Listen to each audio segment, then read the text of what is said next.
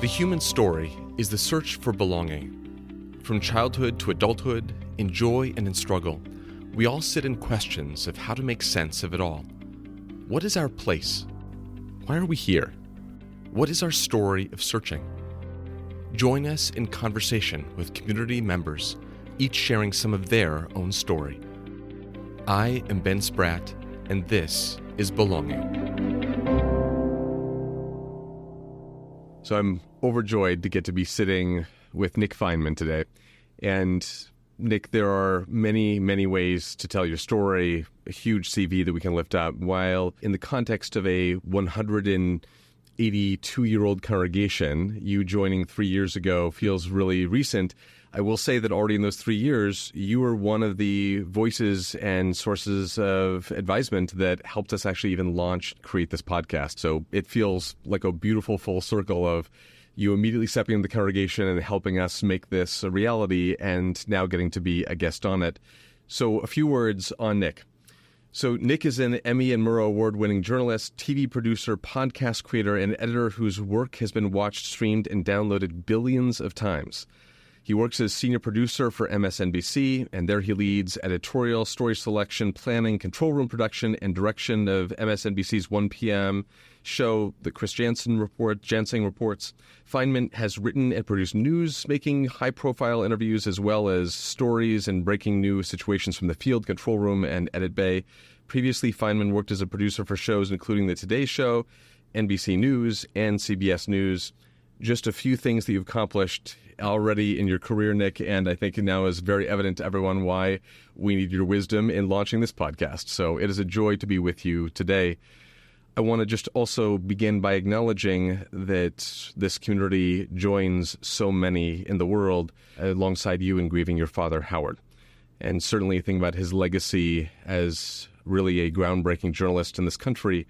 Not only the way in which his legacy ripples through you, but the way in which he has been one of the truth tellers and story shapers of this country.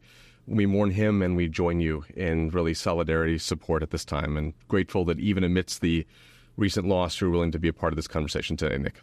Sure. Honored to be here. And I don't think, just to a previous thing of what you said, I don't think my joining had anything to do with something like this podcast started. There's so many amazing stories that are part of this community that this is just a new way of focusing them. And I think that's really amazing. And thank you for the kind words about my dad. He got to spend some time in this congregation and with the congregants, and always marveled at how smart of a group it was and how thoughtful it was. And that those are, in my short time here, I've taken those things away as well. Well, we are grateful that you've joined, rolled up your sleeves, and, are in the fray with us all right now. Nick, as you know, this really is a podcast that is all about belonging and opening people's stories so that we all can see that not only there are dazzling sources of inspiration just right around us in this congregation, but also to remind us that we're not alone. And I was wondering if you'd be willing to start by just telling us a little bit about your search for belonging. So much of belonging to me equates comfort, and you have to be so uncomfortable in order to learn and grow that even finding a place like Road of Shalom or one of these other institutions I have been lucky enough to be a part of even in my short time here, that I think there's such an opportunity to get yourself out of your comfort zone. How do I get to a place where I'm, at least professionally, get a chance to have conversations that not only push my own mind, but other people's? How does that allow me to grow? How does that allow me to learn? And ultimately, for me, I think belonging is connected to understanding. But you can't get there without the discomfort, without going through tough work times, without going through tough personal times. I mean, you mentioned at the top, my family's grieving right now, and it's been tough in a lot of ways. It's also been really eye-opening in a lot of ways to go through a family loss. And I think it is yet another thing that has helped me learn and grow and understand not only how I myself function, but also what I need around me in order to belong, in order to feel comfortable, in order to feel that connection either with the people or the institutions. And so let's dive into the story a little bit, because I think, the point that you make, I think, is a profound one, that it's actually in the moments of discomfort, in the moments when we feel stretched or maybe even broken, that we are invited into that reach towards belonging, that reach towards a feeling of restoration, of safety, of home again. And I'm wondering if you can kind of like on the journey of life, knowing that it probably has, some peaks and valleys and things, what were some of those moments where, whether willingly or unwillingly, you were thrown into some of the waters of discomfort, and kind of what emerged on the other side? Sure. Well, I think first and foremost, choosing to enter the TV news world, enter the media world. And for me, it started at CBS News. I booked cars for the morning show for the big name guests to get to set. And so I would track them in the morning, sort of before Uber was really a thing. And then I would work afterwards on stories I thought were interesting. I would pitch stories. And I was hoping that someone would take a chance to allow me to produce and get a chance to ask tough questions of important people, which was always a goal. Interestingly, having a family member in the business in a lot of ways created a sense of not belonging for me, because I had to find a way to make my own name. And a lot of that started with doing work that other people didn't want to do. I worked overnights for 3 years, which really gave me an amazing opportunity to produce some of the biggest stories in the country, write and produce them. I think I told you at the time, I hosted a bagel review podcast called Schmear's the Deal with a buddy of mine named Jake, and we would go review different bagels every week. So I would work overnights. I would go to a bagel store somewhere in the city, and I was tired, and of course, understandably, but it was so enjoyable to tap into the culture and the history and some of the familial stories of how these little institutions got their start. Actually, one of the first places to give us a break was Barney Greengrass, right up here near Road of Shalom, and we went at, I don't know, I want to say 9 or 10 a.m. on a Tuesday and sat and interviewed some of the owners and got to sit there in this space that people fought so hard to maintain for generations.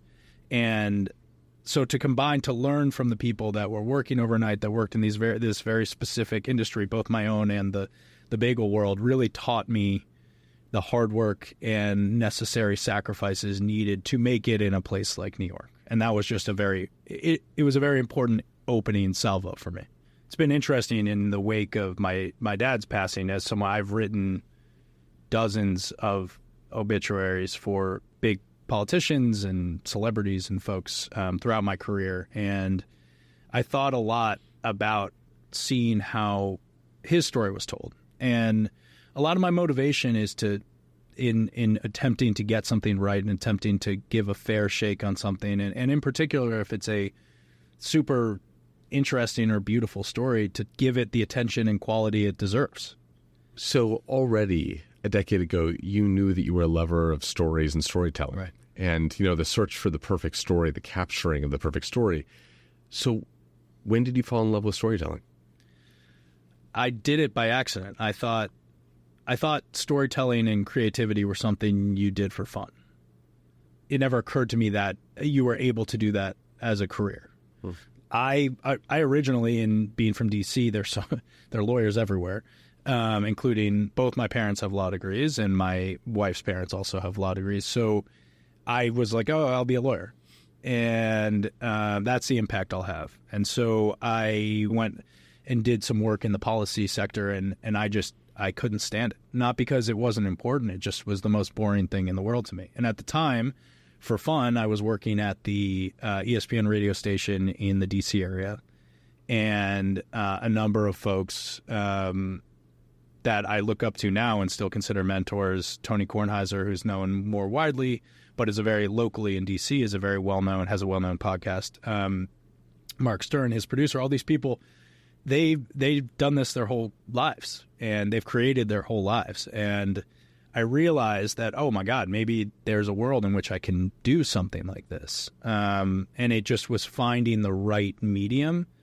And for me, it's been multiple: the TV medium, the podcast medium, the YouTube show media. I mean, there's so many amazing opportunities now to create visually in different ways that never were concepts growing up. So for me, it was really moving towards the thing I was most interested in and the thing I felt most passionate about. And I just was very lucky that I was able to do it and find a way to do it full time. You know, it's interesting because I think many of us naturally inclined towards the most linear stories of we start at point A, we go to point B, we go to point C. And, you know, it's interesting because I'm sure you've had in your life plenty of people who have looked at your dad and then seen you and been like, oh, yeah, of course that was going to be, and miss the whole point, which is in some ways you had to find a way that spoke to you, probably in spite actually of your father, not necessarily as just like a continuation of him. In some ways, I'm sure that was a barrier for you.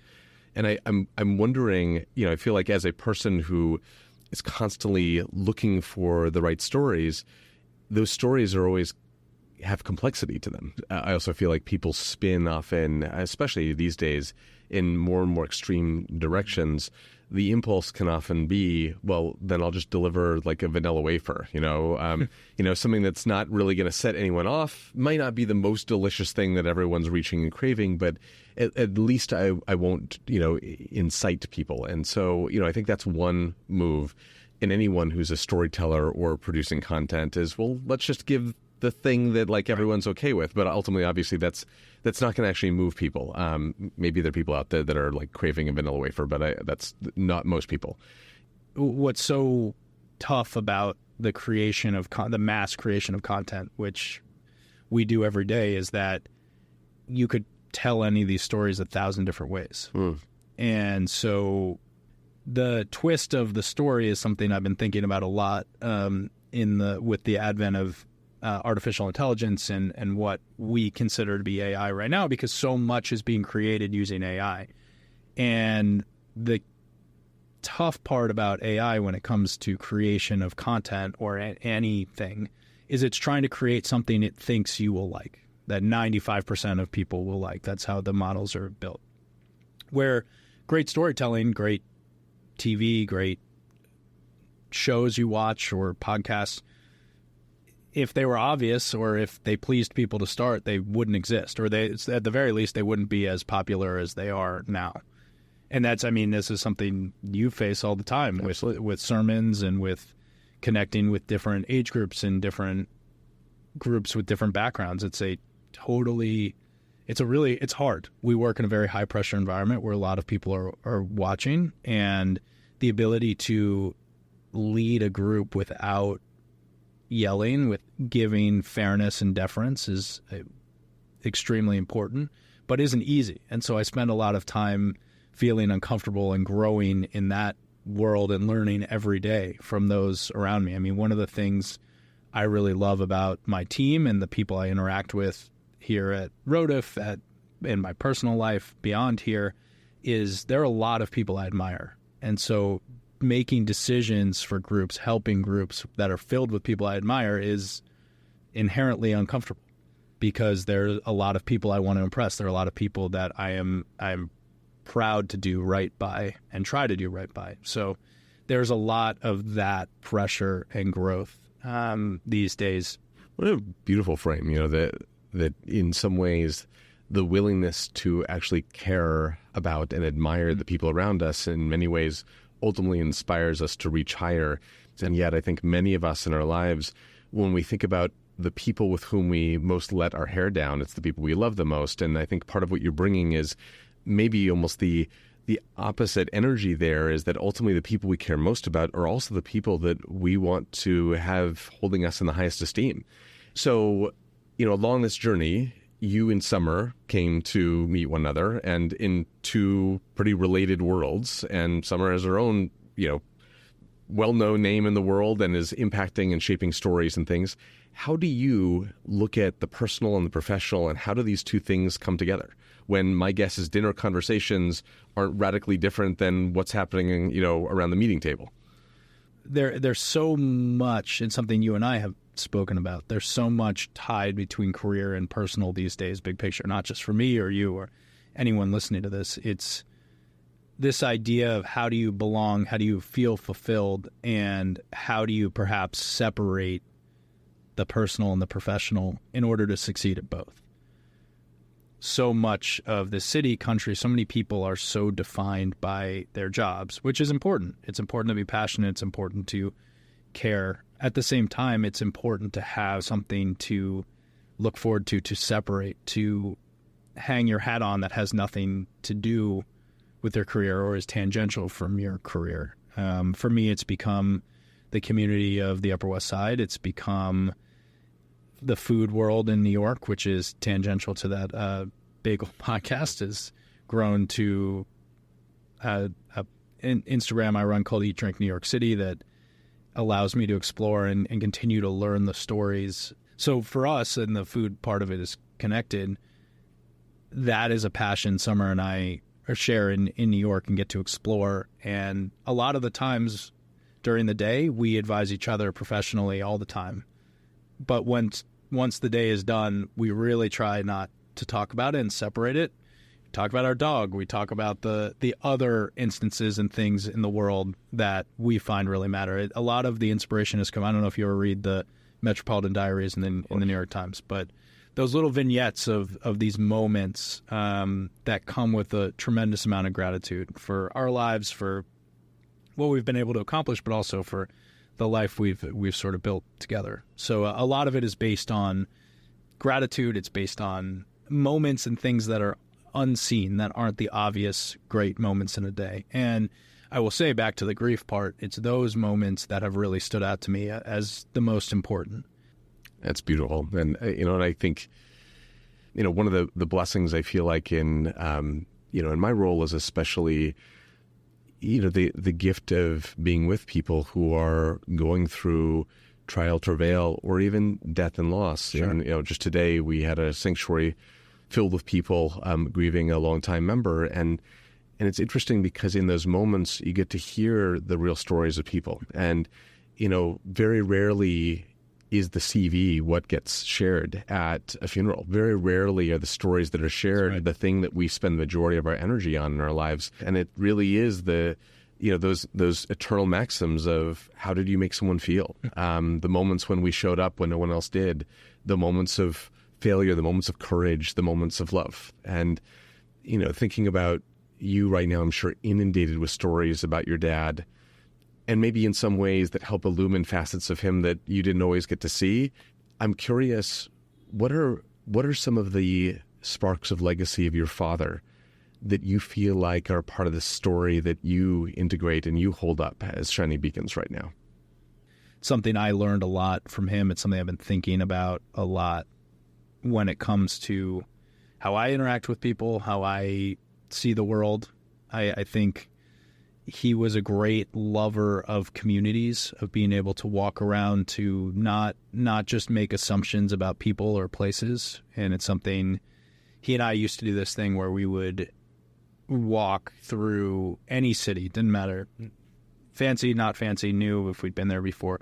In the mornings, we'd walk through and observe the people and use it to get an understanding and a feeling of the soul of a place. And that's something I still do. It's a tradition I still do when I'm on work trips or personal trips. And I do here in New York as well. I spend a lot of time in the early morning walking past Rodif or walking in Central Park. There's so many amazing landmarks around here that spark joy for me and make me think.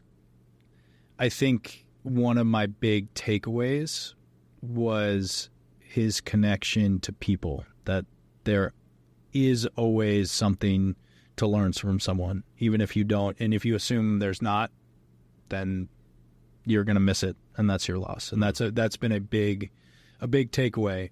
It's that, and it's also it's mentorship. That it's important that we've had breaks and that we've gotten opportunities, and we've had mentors, and that we're going to spend a lot of our time mentoring people. And the amount of one of the things that makes me really proud is the amount of stories I hear of people that have learned from him, that he took the time to teach, to take 15 minutes and to give them his time, and to really give it, not just, say, okay, I'll do this and not actually help someone. He helped hundreds and hundreds of young journalists, and it's something that in my professional circle I've really tried to start to do, and it matters enormously to me, because that's really what legacy is, right? Is the people who have learned from you and grown from you. And he did it for an entire life, and the stories are amazing, and it's something that I'm inspired to try to do as well. That's beautiful, Nick. And especially at a time when I'm sure the feelings are raw, that's a powerful way to capture a legacy, is how does it inspire us? And it is interesting to think about, how does being a storyteller, to what degree is it really about the story, and to what degree is it the impact the story has on people? Right. And, the humanness of storytelling, we've talked about this together, we're wired for cause and effect. We are constantly looking to see how events and experiences and feelings and things connect together. There's a beautiful episode in the Torah where Moses' father-in-law, Jethro, he comes and visits and gives Moses plenty of advice and hangs out with the people for a while. And later in the Torah, he ends up leaving to go back to his homeland, to Midian. And the people cry out to Jethro and say, Al na ta'azov otanu, please, please, please don't leave us, because you have become our very eyes. And I thought that's so interesting, the way in which for some of us, we find our belonging is when somebody either helps open our eyes to see something that we didn't before, or helps us realize that the way that we saw something actually brings something to another person. And I think about that interesting mutual exchange of both Jethro giving to the people wisdom and advice and helping them navigate, through the wilderness, but the way in which they also let him know, even as an outsider, that he actually had a place of belonging because he had become their very eyes. And that's ultimately, obviously, what it is to be a storyteller, is how do we help people look out into this universe that is magical, wondrous, insane, frustrating, painful, and find our own individual thread through it? How do we help people take what can feel like chaos and somehow see that there are these almost images that can resolve by gazing into a little of the story of another? So if I can throw something at you that's maybe a little unfair, since you are a person who has been swimming in thousands upon thousands of stories, what do you think is the story that people need to hear right now? I think, to me, the story I wish people talked about more, and maybe that's a cheating answer to your question, but I think I wish people talked about the good things more. There are a lot of really bad things, don't get me wrong, and I spend a lot of time living them or being in moments of them. I'll use a very sad example. So one of the awards I won with the Today Show when I was there was for our coverage of the shooting at the Tree of Life Synagogue in Pittsburgh, where my dad was bar mitzvahed, and was a very personal story for me, and one of the most horrible things that can possibly happen in a community, but also a community that rose from the ashes of it. And the way that story is now told upon going back, I think, is a very important lens on how some of these events can turn into positive things. That group in Pittsburgh, in the Squirrel Hill area where I have relatives from, their resolve, their ability to see good in tragedy has been amazing and inspiring, because I think inherently as humans, and as a group that understandably, or at any group that is afraid or unsure of what the future looks like, your first response is to push things away. And I think it's ultimately, I've found at least, the best stories I've had the chance to tell are the ones that people either didn't want to tell or were afraid to give the opportunity for them to be told, or didn't take the time to explore. And I think that's a huge mistake. And so I think for individuals, it's giving the chance, reading about something that maybe you would dismiss otherwise from a place or from a publication or a TV channel you wouldn't normally watch. And then on top of that, practically it's supporting small groups and paying, for lack of a better word, for content that you enjoy. I've seen, even in the last 5-10 years, friends of mine say, oh man, I wish that thing was still around. It's like, well, did you support it? these groups, and we've seen they're not amazing always at getting the funding they need. So when it comes to local news or local reporting or blogs or things you like, find ways to support them, because that is often where the most beautiful stories and the things you resonate with come from. And you look at something like the Pittsburgh Post-Gazette in Pittsburgh, that is a paper that has shrunk in size greatly, but the story they've told and what they've done for that community has been nothing short of amazing. And they've illuminated these amazing stories like the one you mentioned. And it's very timely, because I think just yesterday they broke ground on the new synagogue for the Tree of Life community. And earlier this year, actually, Cantor DeLoe and I were in Pittsburgh. We were learning that 3 of the major synagogues there, including the Tree of Life synagogue, were out of necessity joining together and using the same space and learning how to kind of work collaboratively together. And again, that's a narrative that, out of real profound rupture and horror, also, what are the calls of unity? What are the pragmatic elements of necessity that bring us together? And again, it takes a good storyteller to look a little bit beneath the surface of just the horror and to something else. And well, Nick, I'm grateful knowing that we have people like you that are in roles where not only can you be looking at the discomfort as the source of the most potent stories, but also to see that often what comes on the other side of the fear and the terror is often the greatest part of the human heart. And, as you're embarking on this grief journey, and as you are in the midst of it, also finding the very sparks of your dad that you find are embedded in you and the world around you, I just want to offer a gratitude. We're so grateful that your journey has brought you into Road to Shalom and us into connection. It is an honor of honors to, almost on a meta level, have the very one that had the podcasting experience to even give us the advice of the audio equipment that we're recording on right now. Please, to now be on as a guest. I was so honored that you even considered me as a guest for this, because there's so many amazing people in this community, people that I've looked up to for many years, people I've spoken to in recent years since I've been a member. There are so many amazing stories to tell. I am very honored and flattered, and feel like this, compared to some others here, it's not worthy of your time. So thank you for even considering it. And for everyone listening, I think everyone will universally say back to you, Nick, you are exactly where you're supposed to be. Grateful. Thank you. Thank you. Thank you for joining us and listening to this story of belonging. Stay connected with us on Facebook and Instagram. You can find me on Twitter at Ben H. Spread. For more information about CRS, visit us online at roadofshalom.org.